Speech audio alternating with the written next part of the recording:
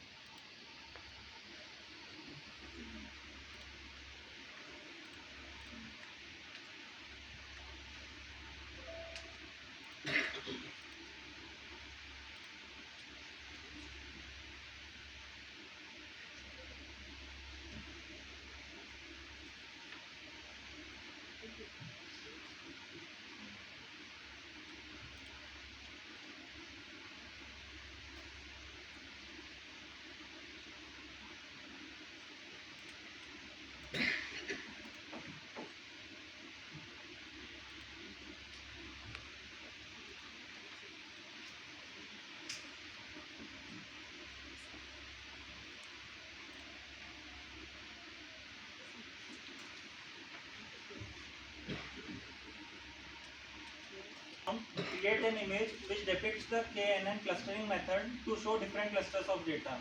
So based on my input, since I have described it more, like KNN clustering method, and I also want to visualize different clusters of data.